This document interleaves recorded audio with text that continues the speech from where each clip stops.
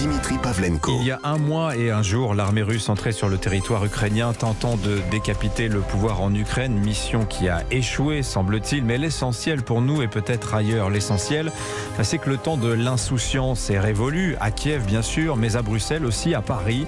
Les bombes sur Mariupol nous ont fait sortir du déni face à la possibilité du retour de la guerre. Elle est là, elle nous prend au dépourvu. Cette guerre qui transforme les nations. Regardez la Russie, par exemple, qui est passée en un instant de fédération à empire, tentant de satelliser par la force un voisin, jusque-là souverain. Mais alors nous, qu'allons-nous devenir? Quels sont les effets de cette guerre sur la France, sur les Français? On en parle avec Philippe Val. Rebonjour Philippe. Rebonjour Dimitri. J'ai Rachel Kahn, comme tous les vendredis. Bonjour Rachel. Bonjour Dimitri. Et François Hesbourg, géopolitologue, conseiller spécial de la Fondation pour la recherche stratégique. Bonjour François Hesbourg. Je rappelle le titre de votre dernier livre qui est paru à l'automne chez Odile Jacob, Le retour de la guerre. Dites donc, vous avez eu du flair, là, titre rétrospectivement pression. Bon, à l'époque, vous pensiez plutôt la guerre, ce serait Taïwan. Finalement, c'est Kiev. Mon livre n'était pas écrit pour faire de la prévision à 3 mois. Ça, c'est et j'allais dire, je m'en veux d'apparaître comme étant prémonitoire. Moi, je m'inscrivais plutôt dans un temps un peu plus long, du genre 10 ou 20 ans. Mais c'est arrivé vraiment très très très vite. Le retour de la guerre entre grands États.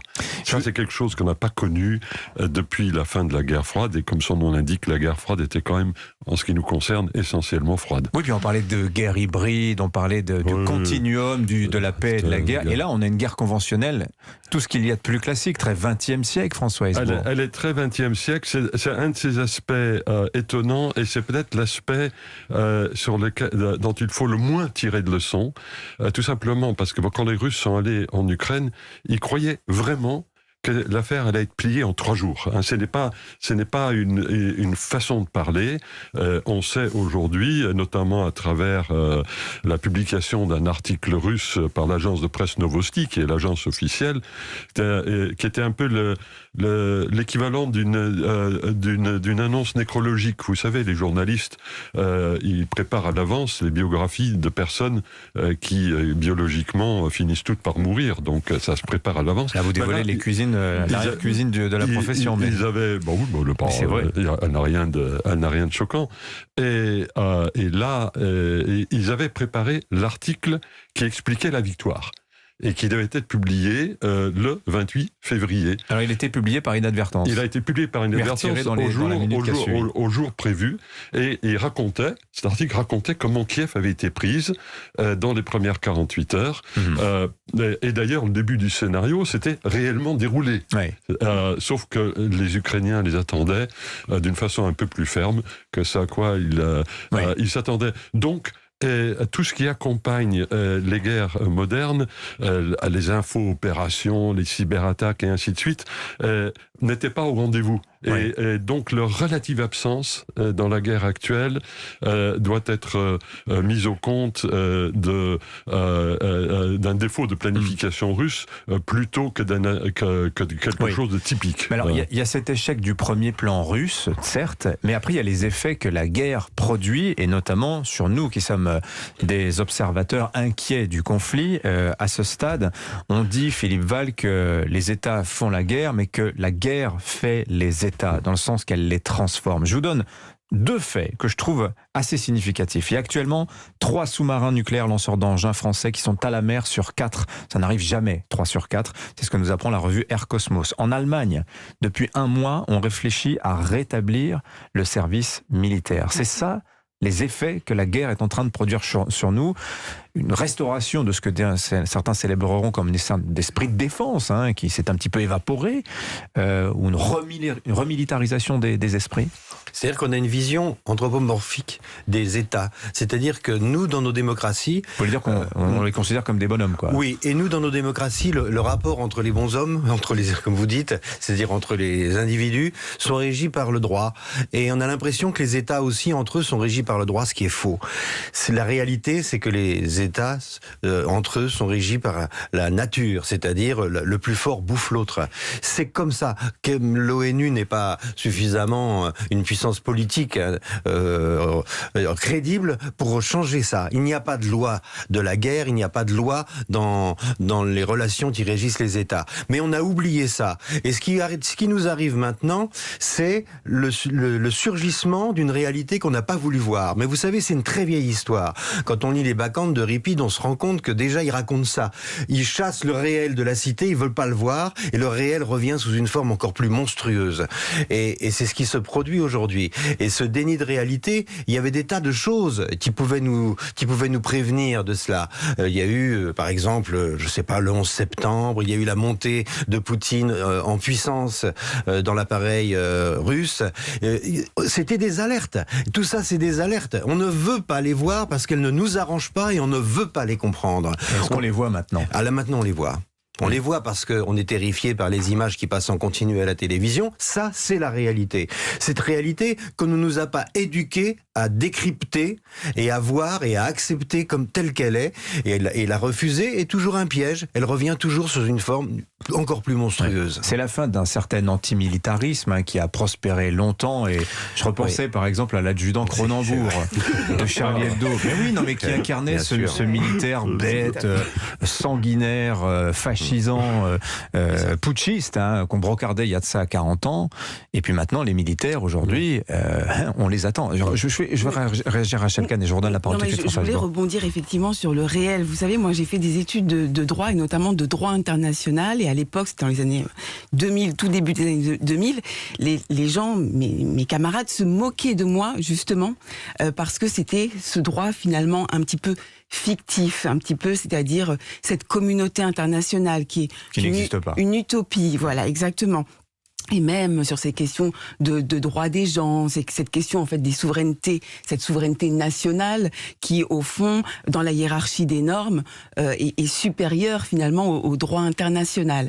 Aujourd'hui, quand on pense à l'Union européenne, sauf l'Union européenne, c'est une exception. Non, mais c'est-à-dire que la souveraineté nationale décide de se soumettre à la souveraineté européenne. Donc c'est un choix. Et là, aujourd'hui, effectivement, ce réel qui nous revient, les choses que nous n'avons pas voulu voir, le terrorisme au niveau international, mais aussi la crise du Covid, la crise sanitaire. Normalement, on aurait dû avoir cette communauté internationale de solidarité, de maintien de la sécurité des États et des personnes. Et ça nous revient. François Heisbourg. Alors, je rebondis justement là-dessus. Dans mon livre, je fais le rapprochement, effectivement, entre la crise de la Covid et le retour de la guerre, et ce que nous vivons, effectivement, maintenant. Qu'est-ce qu'on voit ? On voit deux choses. D'abord, on voit le retour de l'État. Pour faire la guerre entre États, il faut des États. Ce qui vient d'être dit, et la guerre transforme tout. Elle transforme. On n'est plus dans le rêve ou le cauchemar de la mondialisation, où l'État cède la place aux mécanismes automatiques, autorégulateurs du marché. Donc ça, c'était déjà le cas pendant la Covid, où les États ont repris leur rôle, ont été mis au centre du jeu, et c'est ce que l'on voit évidemment à travers la guerre. Et ça, c'est quelque chose d'extrêmement puissant. Mais j'ajouterais autre chose, c'est qu'on s'est aperçu qu'effectivement, le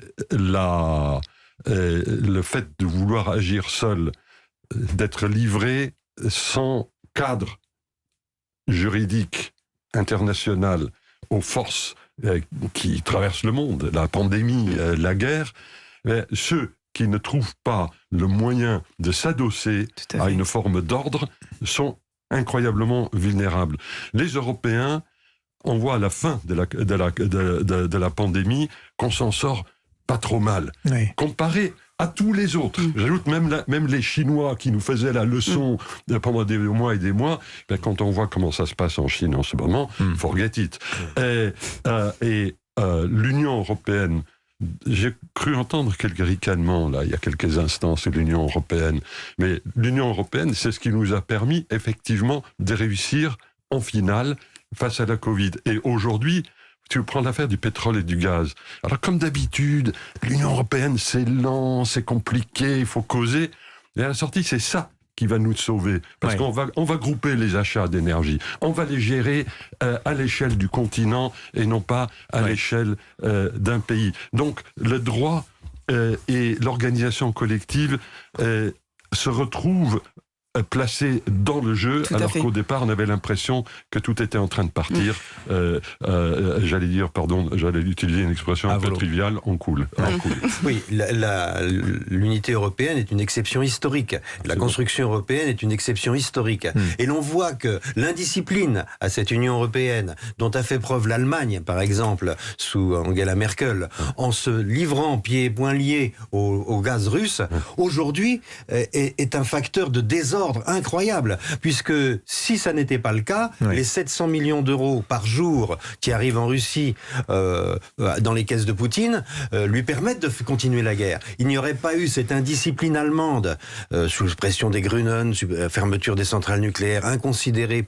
Ils ont préféré fermer les centrales nucléaires et se mettre dans la main d'un dictateur dont tout le monde savait qu'il était dangereux. Enfin, voilà. Donc cette indiscipline européenne, on la paye, on n'a pas fini de la payer. Mais une fois de plus, comme dit François Hesbourg, là, on va peut-être essayer. Ça va être un peu trop lent, ça va être compliqué, mais effectivement de grouper les achats pour corriger cette erreur que la collectivité paye. Mais pour revenir à notre sujet du retour de la guerre, de ses conséquences sur le pays, vous savez, Rachel Kahn, ça fait des années qu'il y en a qui disent l'Union européenne, nous sommes des végétariens dans un monde de carnivores. On a des États rapaces, des États vengeurs à nos portes et on fait comme si tout allait bien et que, comme avec le doux commerce, on pourrait aplanir comme ça toutes les rancunes que les autres pourraient avoir contre nous. Je reviens sur mon histoire de service militaire en Allemagne. Vous voyez revenir, vous, sous peu, ce genre de débat en France, c'était cette idée de remobilisation d'un esprit de défense. Enfin, je veux dire, l'année dernière, on avait la tribune des généraux, il y avait le fantasme d'une candidature du général Pierre de Villiers. Voilà. Mais moi, je pense qu'effectivement, si on regarde justement le réel, il y a à la fois la construction de cette Europe politique et peut-être, moi je l'espère, de cette communauté aussi internationale avec des États qui arrivent avec le droit à se conjuguer pour défendre la paix, les démocraties, la liberté. Et dans le même mouvement, je sens bien que par rapport au réel, la question du terrorisme, la question des crises sanitaires et la question que nous pouvons vivre aujourd'hui nécessite d'avoir des moyens, en tout cas des forces de réserve militaires. Et par ailleurs, sur la question de citoyenneté et d'engagement sur son pays, pour son pays, je pense que ça ne serait pas une mauvaise chose. Mais est-ce que ça n'est pas contradictoire, cette idée que vous développez, François Hesbourg? Vous dites que c'est le retour des États, et en même temps, cette idée qu'on est fort, que dans un ensemble plus vaste, le retour des alliances, et à l'échelle, le saut fédéral que certains espèrent au niveau européen. Écoutez, vous voyez ce qui arrive à un pays qui n'est pas membre d'une alliance. C'est l'Ukraine. Elle est livrée à des forces terrifiantes. Elle est détruite. L'Ukraine, c'est plus grand que la France, hein. Et ça a la population, grosso modo, de l'Espagne. Donc c'est pas une petite chose. L'Ukraine, les villes sont réduites en un amas de pierres. Et les enfants, la moitié des enfants ont été déjà chassés de leur domicile, de leur lieu d'habitation selon l'UNICEF. C'est un drame absolu. Si la Pologne ou les États baltes, ou même nous, pouvons dormir encore à peu près sur nos oreilles, c'est parce que nous faisons partie d'ensembles qui nous donnent de la profondeur stratégique. C'est l'Alliance Atlantique dans le domaine militaire, c'est l'Union Européenne dans le domaine politique, économique et social. C'est ça la réalité. Et j'ajouterais l'Union Européenne qui connaît aujourd'hui d'une façon brûlante la nécessité d'organiser sa propre défense complémentaire à celle qui est à notre disposition dans l'OTAN. Oui, comme disait Florence Parly aussi, l'article 5, attention, ça ne doit pas être l'article F-35. Absolument. Voilà, c'est ça. L'humour, la ministre de la Défense. Ministre des Armées. Merci à tous les trois. François Hesbourg, Le retour de la guerre, le titre de votre livre, c'est paru chez Odile Jacob. Philippe Val, votre dictionnaire philosophique. Rachel Kahn, Racé, votre livre qui est paru en poche il y a quelques semaines de cela.